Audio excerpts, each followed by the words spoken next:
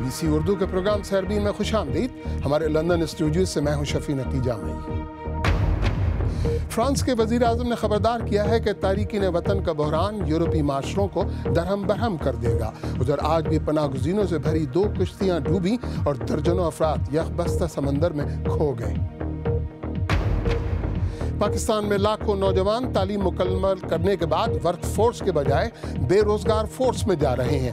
وجہ صرف خراب معیشت یا کچھ اور بھی ہے؟ یونیورسٹی ان امپلائیبل گریجویٹس کو پروڈیوس کر رہی ہیں. مارکیٹ میں جس چیز کی ضرورت ہے وہ چیزیں ہم نہیں پروڈیوس کر رہے. اور ٹیکنالوجی بلیٹن کلک میں دیکھیے گا ایسے ڈرونز جو گمنام ڈرونز کو اپنے جال میں پھانسیں گے. تارکین وطن کی جانب سے یورپ پہنچنے کی کوشش میں اموات کا سلسلہ تھمنے کا نام نہیں لے رہا. گزشتہ رات یونان کے ساحل کے قریب تارکین وطن کی ایک کشتی کو پیش آنے والے حادثے میں کم از کم 41 افراد ہلاک ہوئے. دوسری جانب فرانس کے وزیر اعظم نے BBC کی لیز ڈوسیٹ کو دیے گئے انٹرویو میں کہا کہ لاکھوں کی تعداد تارکین وطن کی یورپ آمد سے یورپی یونین کے لیے خطرہ پیدا ہو گیا ہے. ہم یہ نہیں کہہ سکتے کہ عراق اور شام کی جنگوں سے بھاگنے والے تمام پناہ گزینوں کو یورپ میں خوش آمدید کہا جائے گا.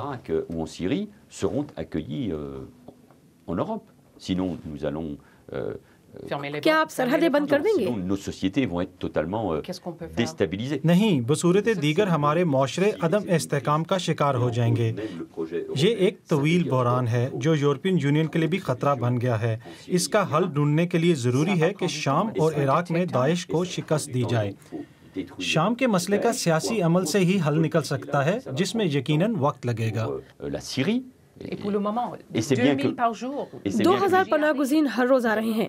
وہ کہاں جائیں گے؟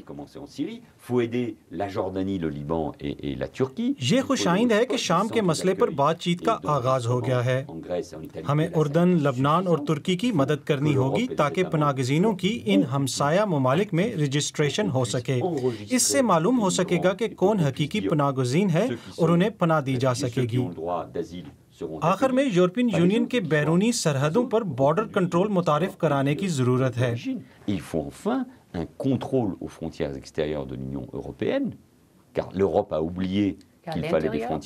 لوگ کہہ رہے ہیں کہ شینگن کا معاہدہ ختم ہو گیا ہے.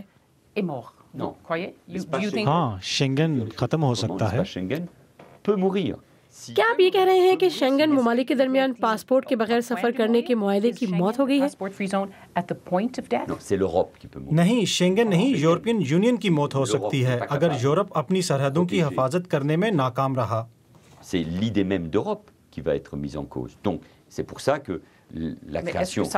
کیا یورپ کو حقیقی خطرہ ہے؟ ہاں، یورپ کا وہ تصور جو ہمارے آباء و اجداد نے پیش کیا تھا اسے سنگین خطرہ ہے. فرانسیسی وزیر اعظم لیز ڈوسیٹ سے بات کر رہے تھے. اور اب کچھ دیگر خبروں پر ایک نظر. شدت پسند گروہ دولت اسلامیہ نے مصر کے دارالحکومت قاہرہ میں ہونے والے بم حملے کی ذمہ داری قبول کی ہے. اس حملے میں پولیس کو نشانہ بنایا گیا جس کے نتیجے میں 9 اہلکار ہلاک ہوئے. دولت اسلامیہ نے حال ہی میں ایک بیان میں کہا تھا کہ وہ اپنی کارروائیاں جزیرہ نما سائنائے سے بڑھا کر مصر کے دیگر علاقوں تک پھیلائے گی. امریکی محکمہ موسمیات نے خبردار کیا ہے کہ ملک کے مشرقی علاقوں میں جمعے کو شدید برف باری سے کروڑوں لوگ متاثر ہو سکتے ہیں. اس برفانی طوفان میں ریکارڈ توڑ برف پڑنے کا امکان ہے.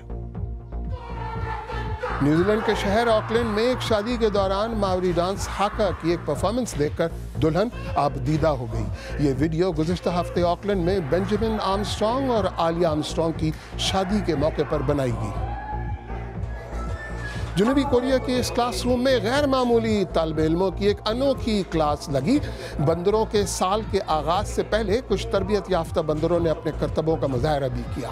گیندوں پر چلنے اور ہاپس سے چھلانگیں لگانے کے کرتبوں پر انہیں خوب داد ملی. सरकारी आदाद शुमार के मुताबिक पाकिस्तान की कुल अफरादी क़ुव्वत तकरीबन 6 करोड़ है और 21 से 24 साल के नौजवानों में बेरोज़गारी की शरह तकरीबन 9% है। अगर अमीर मुल्कों में उम्र रसीदा आबादी तरक्की के लिए ख़तरा है तो पाकिस्तान जैसे तरक्की पजीर मुल्क में नौजवानों की अक्सरियत मुल्क की मईशत के लिए किसी सुनहरे मौके से कम नहीं। लेकिन सवाल तो ये है कि क्या पाकिस्तान इस नौजवान आबादी से फ़ायदा उठा भी रहा है? इस्लामाबाद से सारा हसन की रिपोर्ट। की फायदा तेरी पढ़ाई दा इताश ही खेड़ना है तू। शुएब नासिर इलेक्ट्रॉनिक्स इंजीनियर हैं। अच्छे मुस्तकबिल की ख्वाहिश में कई साल तक घर से दूर रहकर तालीम मुकम्मल की, लेकिन डिग्री मिलने के बाद भी वो बेरोज़गार हैं। वक्त गुजरने के साथ साथ मायूसी बढ़ रही है और बेहतर मुस्तकबिल की उम्मीद दम तोड़ रही है। शुएब ने नौकरी की तलाश छोड़ दी है और गाँव वापस लौट आए हैं। इन 6 मंथ में मैंने 11 to 12 टेस्ट दिए हैं, लेकिन उनमें मुझे कहीं भी कोई इंटरव्यू के लिए कॉल नहीं आई और ज़्यादातर यही होता है कि रेफरेंस मांगते हैं या एक्सपीरियंस मांगते हैं कि गांव में रह रहा हूँ, अब मैं क्या करूँ।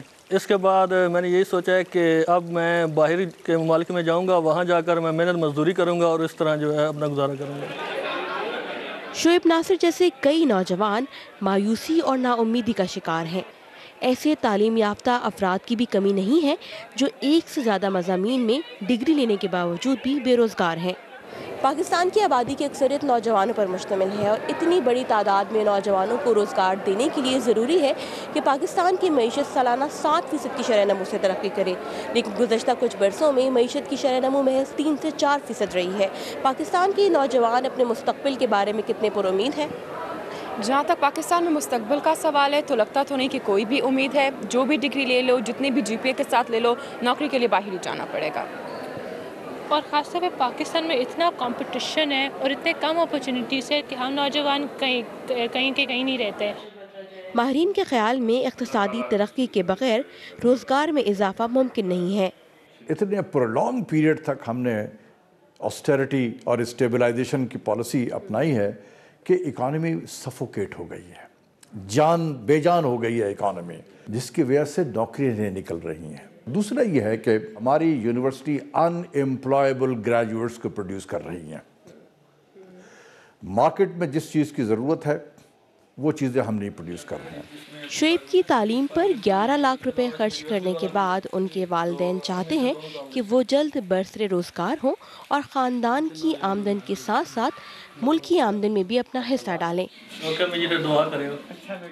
उनको खदशा है कि बेहतर मुस्तकबिल की तलाश में उठने वाले ये कदम कहीं रास्ता भटक ना जाए। सारा हसन, BBC न्यूज़, इस्लामाबाद। इसी मौजू पर मैंने माहिर तालीम और फाल्कन एजुकेशन एंड कंसल्टेंसी के सदर सैयद अज़हर हसनैन आबिदी से बात की और ये पूछा कि तलबा को डिग्रियां तो मिलती हैं, नौकरियां नहीं मिलती, वजह है क्या? मैं ये समझता हूँ कि पाकिस्तान के अंदर जो टेक्नोलॉजी की जो एडवांसमेंट हो रही हैं, इंडस्ट्रियलाइजेशन जो बढ़ रहा है, पावर कट्स और गैस शॉर्टेजेस जैसा कि आपको पता है कि है हमारे पास, जब तक कि हम उसको कूप नहीं करेंगे और उनके मुताबिक डिग्रीज़ को अमेंड नहीं करेंगे, we are not going to give the work force, जो हम वो वर्क फोर्स नहीं दे सकेंगे जिसकी इंडस्ट्री को ज़रूरत है।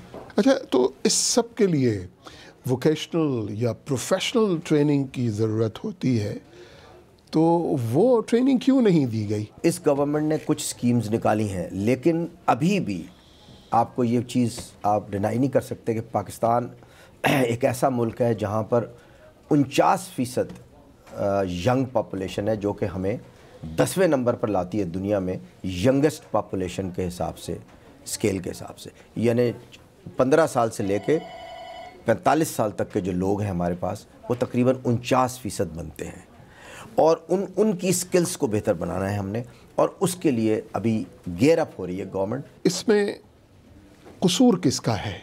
इदारों का, तालीमी इदारों का, वालिदैन का, तलबा का, या गंगा की गंगा उल्टी बह रही है? देखिए, उल्टी गंगा का भी है, लेकिन नेशन वाइज एक कौम की हैसियत से हम लोगों ने उस तरह से अपने आप को गैदर नहीं किया, अपने आप को ज्वाइन नहीं किया।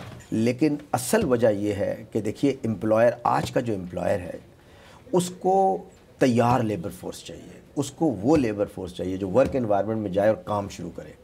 دیٹ مینس آپ کو اپنی ڈگری کے کمپوننٹس اس حساب سے چینج کرنے پڑیں گے. اگر آپ کہتے ہیں تو میں آپ کو ایک مثال بھی دیتا ہوں. آپ دیکھ لیجئے کہ کمپیوٹر کی وجہ سے سائبر کرائمز ایک ایسا ایریا ہے, یا انکرپٹولوجی ایک ایسا ایریا ہے جس سے آپ کے سارے ATMs چلتے ہیں. اب اس کے ماہر ہیں ہی نہیں پاکستان میں, اور عام لوگ جو رینکرز ہیں وہ اوپر آ رہے ہیں اور وہ کام کر رہے ہیں. یعنی ارتھ کویک آتا ہے آپ کے ملک میں, آپ کے پاس ارتھ کویک کے ایکسپرٹس نہیں ہیں, ریہیبلیٹیشن ٹیکنالوجسٹ نہیں ہیں جو اس کو دیکھ سکیں. ہم اس کی طرف نہیں دیکھتے.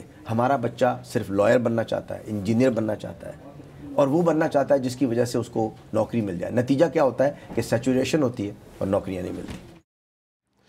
آئیے دیکھتے ہیں کہ سوشل میڈیا کے صفحات پر اس سلسلے میں کیا کہا جا رہا ہے. تقی ساحل نے کہا کہ حکومت کو ایسے نوجوانوں کے لیے سرکاری ملازمتوں کے مواقع دینے ہوں گے. سعید ناصر نے کہا کہ جاب مارکیٹ کی ضرورت کی بنیاد پر سائنسی, تکنیکی یا آرٹس کی تعلیم کی منصوبہ بندی کرنی چاہیے. جنید اختر نے طنز کرتے ہوئے کہا کہ حکومت کو کم از کم زہر مفت کر دینا چاہیے تاکہ پڑھ لکھ کر ہم لوگ مر تو فری میں جائیں. BBC اردو کے پروگرام سیربین میں آگے چل کر دیکھیے گا سن 2015 تاریخ کا سب سے گرم سال بنا تو کیسے بنا. اور ٹیکنالوجی بلیٹن کلک میں مفت سیر کیجیے گا ملکہ برطانیہ کی رہائش گاہ قصر بکنگم کی.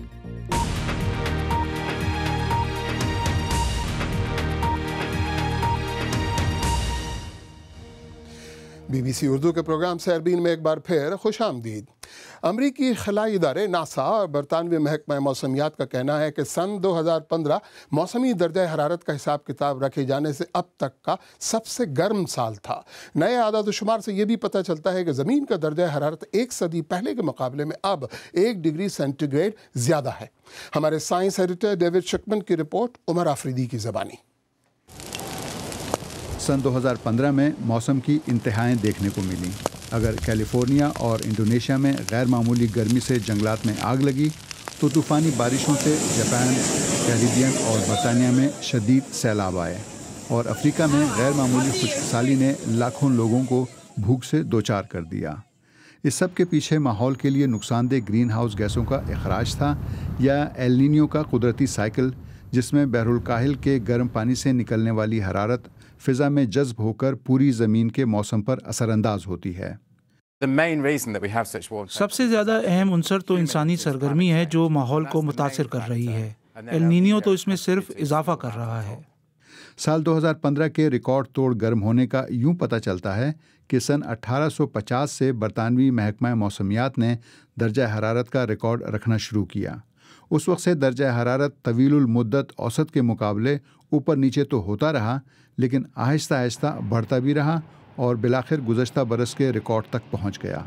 اس مدت میں یہ اضافہ 1 ڈگری سینٹی گریڈ کا ہے, جو گزشتہ ماہ پیرس کی ماحولیاتی کانفرنس میں 2 ڈگری اضافے کی متفقہ حد کا نصف ہے.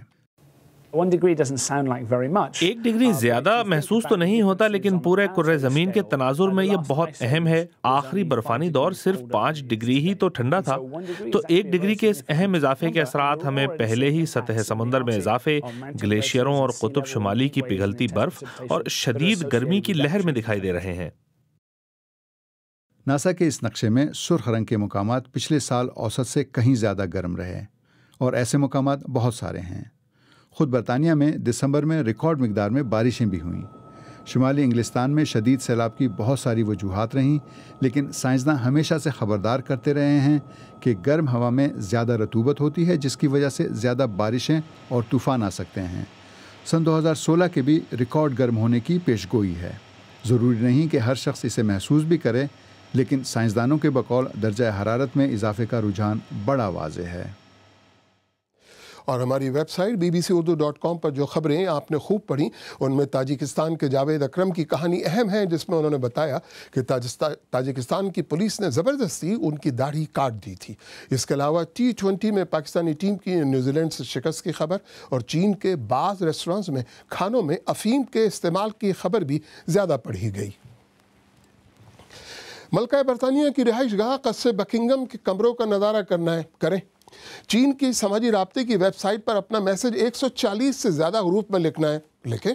اور معلوم کرنا ہے کہ مشیگن کے سائنسدانوں کا وہ ڈرون کون سا جو حساس علاقوں میں داخل ہونے والے گمنام ڈرونز کو پکڑ لیتا ہے. تو کریں کیسے؟ دیکھیں اس کے لیے کلک قندیل شام کے ساتھ. آپ ہمیشہ یہ سوچتے ہیں کہ نہ جانے ملکہ برطانیہ کا محل بکنگم پیلس اندر سے کیسا لگتا ہے، تو آپ کی خواہش پوری ہو تو کیسے ہو؟ فکر نہ کریں، ایک ایپ آپ کی یہ خواہش پوری کرے گی. آپ گھر بیٹھے محل کے اندر کے 7 کمروں کا 3D ورچوئل ٹور کر سکتے ہیں، اور یہ سب گوگل اور شاہی خاندان کے اشتراک سے ممکن ہوا ہے. فی الحال یہ ایپ اسکولوں میں تعلیمی مقاصد کے لیے استعمال کی جا رہی ہے. اگر آپ چینی سماجی رابطے کی ویب سائٹ سنلا ویبو استعمال کرتے ہیں اور آپ کو 140 الفاظ میں پیغام لکھنا مشکل لگتا ہے تو آپ کی مشکل ختم. کمپنی نے اعلان کیا ہے کہ اس ماہ کے آخر تک اس کے پرانے صارفین 140 الفاظ سے زیادہ کے پیغامات شائع کر سکتے ہیں، اور فروری کے آخر میں یہ سہولت سب کے لیے دستیاب ہوگی. ابھی تک ٹویٹر پر بھی 140 الفاظ کی قید ہے، لیکن وہ بھی اس کو بدلنے کے بارے میں سوچ رہا ہے. اور اب امریکہ چلتے ہیں. بی بی سی کی ٹیم کو اس نئے ٹرانسپورٹ پروجیکٹ کو دیکھنے کا موقع ملا ہے جس کا نام ہے ہائپر لوپ. اس پروجیکٹ کے تحت زمین سے تھوڑی اوپر رکھی کم دباؤ والی ان پتلی ٹیوب نما ٹرینوں میں مسافروں کو بٹھایا جائے گا، اور یہ سفر تقریباً آواز کی رفتار سے ہوگا. یہ پروجیکٹ ابھی مکمل نہیں ہوا ہے، لیکن جب ایسا ہوگا تو اس سے شہروں کے درمیان طویل فاصلے صرف ماضی کی بات رہ جائیں گے.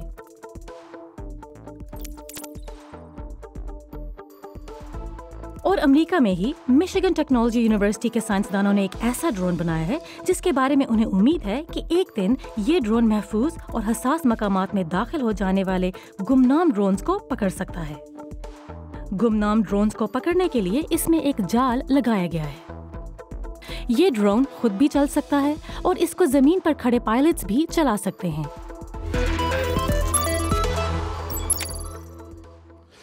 اگر آپ یہ رپورٹ یا آج کا پروگرام دوبارہ دیکھنا چاہیں تو ہمارے یوٹیوب چینل پر آئیے. پتہ ہے youtube.com/BBC اردو. اگر آپ موبائل پر دیکھتے ہیں تو ہم نے آپ کے لیے خصوصی موبائل پلے لسٹ بھی تیار کی ہے جو ہمارے یوٹیوب پیج پر موجود ہے. آخر میں آپ کو یہ یاد دلاتے چلیں کہ یورپ میں پناہ گزینوں کا بحران آج سیربین کا بڑا موضوع تھا. فرانس کے وزیر اعظم نے خبردار کیا ہے کہ تارکین وطن کے بحران نے یورپی یونین کو سنگین خطرے میں ڈال دیا ہے. اگر آپ چاہیں تو مجھ سے اور ہماری ٹیم کے دیگر ساتھیوں سے ٹویٹر پہ بھی رابطہ کر سکتے ہیں. میرا ٹویٹر ہینڈل ہے @شفیع_نقی_جامعی. اس کے ساتھ ہی سیربین اختتام کو پہنچا. پروگرام میں پیش ہونے والے موضوعات پر اگر آپ اپنے خیالات کا اظہار کرنا چاہیں تو فیس بک ٹویٹر حاضر ہے. تو مجھے پوری ٹیم سمیت اجازت دیجیے. خدا حافظ.